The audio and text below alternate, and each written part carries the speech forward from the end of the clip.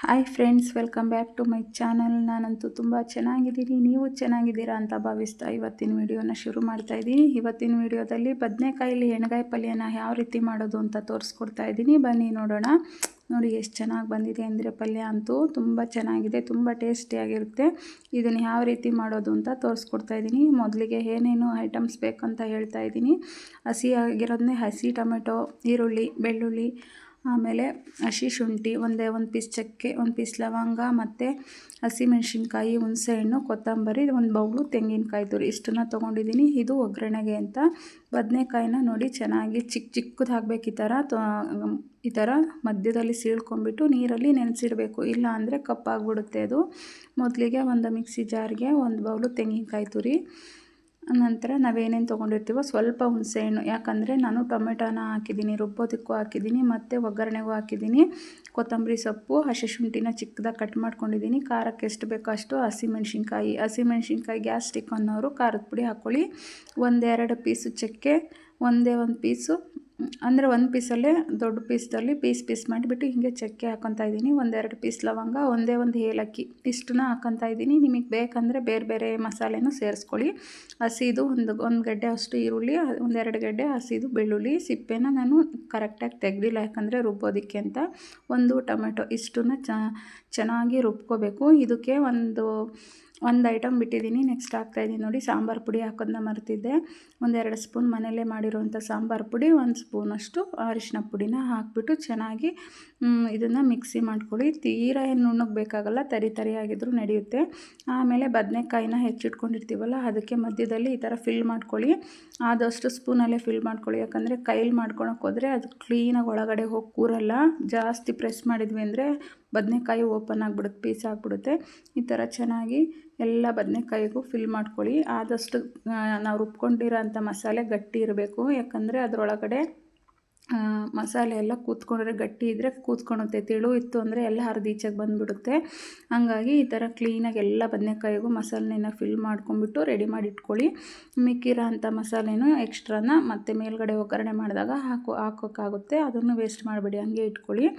ಬದನೆಕಾಯಿ ಪಲ್ಯ ಈ ಥರ ಮಾಡಿದ್ರೆ ತುಂಬ ಚೆನ್ನಾಗಿರುತ್ತೆ. ಒಬ್ಬೊಬ್ಬರು ಹೆಚ್ಚಿಬಿಟ್ಟು ಮಾಡ್ತಾರೆ ಎಣ್ಗಾಯಿ ಪಲ್ಯ ಥರನೇ, ನಾವು ಮಾಡೋದು ಇದೇ ಥರನೇ. ಇವಾಗ ನೋಡಿ ಎಲ್ಲ ಬದನೆಕಾಯಿನೂ ಈ ಥರ ಫಿಲ್ ಮಾಡಿಬಿಟ್ಟು ರೆಡಿ ಮಾಡಿ ಇಟ್ಕೊಂಡಿದ್ದೀನಿ. ನೆಕ್ಸ್ಟು ಒಂದು ಬಾಣಲಿ ಆಗ್ಬೋದು, ಒಂದು ಕಡಾಯಿ ಆಗ್ಬೋದು, ಏನಾದರೂ ಆಯಿತು, ನಿಮ್ಮ ಮನೇಲಿ ಏನಿರುತ್ತೋ ಅದು.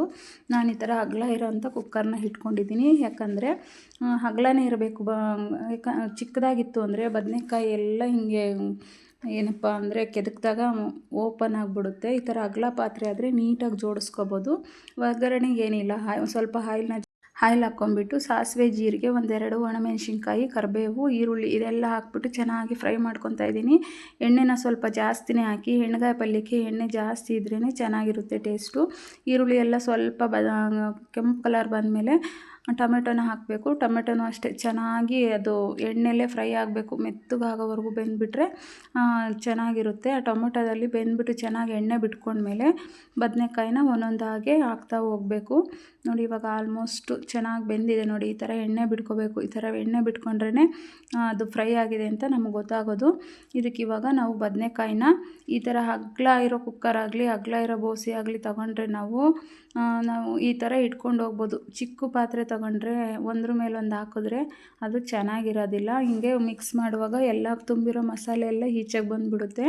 ಹಂಗಾಗಿ ಆದಷ್ಟು ಬಾಣಲಿ ಆಗಲಿ, ಅಗಲ ಇರೋ ಕಡಾಯಿ ಆಗಲಿ ತೊಗೊಂಡ್ಬಿಟ್ಟು ಎಣ್ಗಾಯಿ ಪಲ್ಯಕ್ಕೆ ಯೂಸ್ ಮಾಡ್ಕೊಂಡ್ರೆ ಚೆನ್ನಾಗಿ ಬರುತ್ತೆ. ನಾನು ಇದು ಕುಕ್ಕರ್ ಅಗಲ ಇರೋದ್ರಿಂದ ಇದಕ್ಕೆ ಹಾಕ್ತಾಯಿದ್ದೀನಿ. ಬೇಗ ಒಂದೇ ಒಂದು ವಿಸಲಿಗೆ ಚೆನ್ನಾಗಿ ಬೆಂದಿರುತ್ತೆ. ಈ ಥರ ಎಲ್ಲ ಕ್ಲೀನಾಗಿ ಜೋಡಿಸ್ಕೊಂಬಿಟ್ಟು ಮಿಕ್ಕಿರೋ ಅಂಥ ಮಸಾಲೆನೂ ಅದಕ್ಕೆ ಮಿಕ್ಸ್ ಮಾಡ್ಕೋಬೇಕು. ಆಮೇಲೆ ಜಾರಲ್ಲಿ ಉಳಿದಿತ್ತಲ್ಲ ಅದನ್ನು ಎಲ್ಲ ಅದರೊಳಗೆ ಹಾಕ್ಕೊಂಬಿಟ್ಟು ಚೆನ್ನಾಗಿ ಜಾಸ್ತಿ ಎಲ್ಲ ಕೈ ಆಡ್ಸೋಕೆ ಹೋಗಬೇಡಿ, ಯಾಕಂದರೆ ಮಸಾಲೆ ಆಚೆ ಬಂದುಬಿಡುತ್ತೆ. ಸ್ವಲ್ಪ ನೀಟಾಗಿ ಮೆತ್ತಗೆ ಈ ಥರ ಪ್ರೆಸ್ ಮಾಡಿದರೆ ಸಾಕು. ಲಾಸ್ಟಲ್ಲಿ ಸ್ವಲ್ಪ ರುಚಿಗೆ ಎಷ್ಟು ಬೇಕೋ ಅಷ್ಟನ್ನ ಉಪ್ಪನ್ನ ಹಾಕ್ಕೊಳ್ಳಿ. ನಾನು ಕಲ್ಲುಪ್ಪನ್ನೇ ಹಾಕ್ತೀನಿ. ನಿಮಗೆ ಯಾವ ಉಪ್ಪು ಅಡ್ಜಸ್ಟ್ ಆಗಿರುತ್ತೋ ಆ ಉಪ್ಪನ್ನ ಹಾಕ್ಬಿಟ್ಟು ನಿಧಾನಕ್ಕೆ ಆ ಕಡೆಯಿಂದ ಈ ಕಡೆಗೆ ಮಿಕ್ಸ್ ಮಾಡಿ. ನಾನು ಜಾರ್ ತೊಳೆದಿರೋ ಮಸಾಲೆ ನೀರನ್ನೇ ಯೂಸ್ ಮಾಡ್ತಾಯಿದ್ದೀನಿ. ಆ ನೀರನ್ನ ವೇಸ್ಟ್ ಮಾಡಬೇಡಿ. ನನಗೆ ಸ್ವಲ್ಪ ಗ್ರೇವಿ ಥರ ಬೇಕು, ಹಂಗಾಗಿ ನಾನು ಸ್ವಲ್ಪ ನೀರನ್ನ ಜಾಸ್ತಿ ಹಾಕ್ತಾಯಿದ್ದೀನಿ. ಯಾಕಂದರೆ ನಮ್ಮ ಮನೇಲಿ ಮಕ್ಕಳು ಬದನೆಕಾಯಿ ಎಲ್ಲ ತಿನ್ನೋದಿಲ್ಲ, ಗ್ರೇವಿಲೇ ಚಪಾತಿ ಆ ಥರ ತಿನ್ನೋದು. ಸ್ವಲ್ಪ ನೀರು ಜಾಸ್ತಿ ಹಾಕ್ಬಿಟ್ಟು ಕುಕ್ಕರ್ ವಿಸಲ್ನ ಕೂಡಿಸಿದ್ರೆ ಒಂದೇ ವಿಷಲ್ ಹಾಕ್ಸಿದ್ರೆ ಅಷ್ಟೇ ಸಾಕು, ಚೆನ್ನಾಗಿ ಬೆಂದಿರುತ್ತೆ.